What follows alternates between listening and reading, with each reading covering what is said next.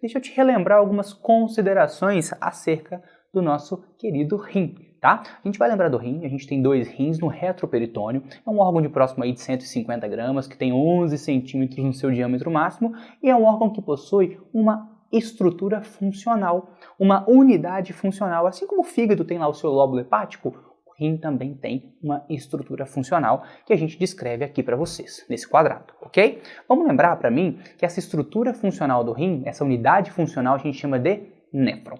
Onde é que essa estrutura está, pessoal? Vamos lembrar? Olha lá, eu tenho aqui para te mostrar, basicamente, uma região mais externa do rim, que a gente chama de córtex renal, que gira em torno aí de 1 centímetro de espessura, e uma região mais interna, que gira aí em torno do restante do seu diâmetro, que a gente chama de medula. Então eu tenho a parte do córtex e a parte da medula.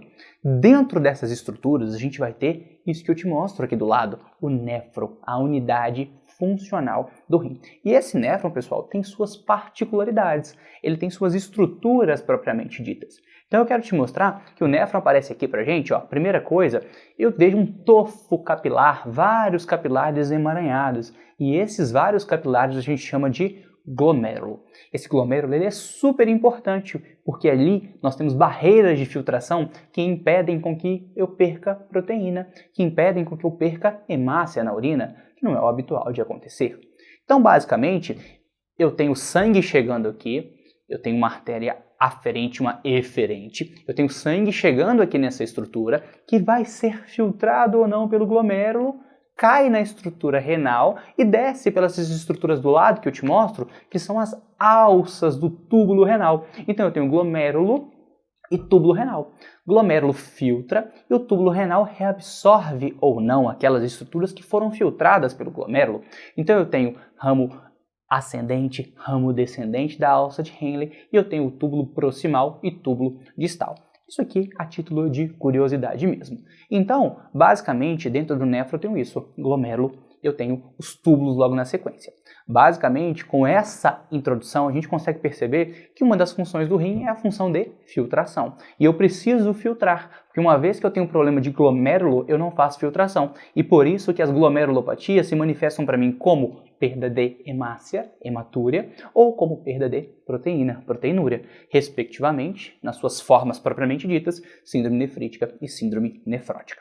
Ok? Além disso, eu posso te falar que, como eu te disse que os túbulos são importantes para a reabsorção de substâncias, eu consigo falar que o rim trabalha no equilíbrio hidroeletrolítico, pessoal. Eu vou reabsorver sódio, eu vou reabsorver potássio, o que eu vou excretar? Lembra da aldosterona? Reabsorve sódio, excreta potássio e hidrogênio? Ela vai atuar ali. Lembra do ADH, que abre canal de aquaporina para a gente no túbulo distal?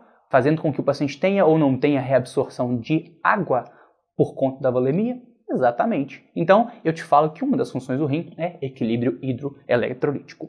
E além disso, uma função clássica que a gente não pode esquecer da nossa parênquima renal, da nossa parte renal, é a função endócrina, basicamente por 2 responsabilidades mais importantes. Uma, a responsabilidade de produzir eritropoetina, que nada mais é do que um comandante da medula óssea para a produção ou não de hemácias. É o marca-passo da nossa produção de células vermelhas. Produz hemácia, produz menos, produz mais. E a gente sabe que os pacientes que têm doença renal crônica, eles desenvolvem uma anemia normo por carência de eritropoetina, dentre outros fatores que também existem explicações.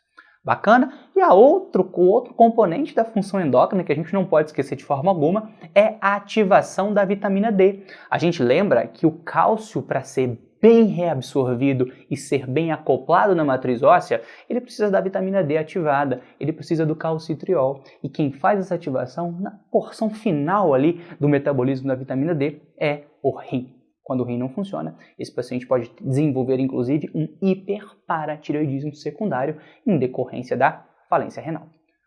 É isso que eu tinha para falar hoje, pessoal. Foi um imenso prazer. Obrigado por me receber na sua casa. Um grande abraço e bons estudos!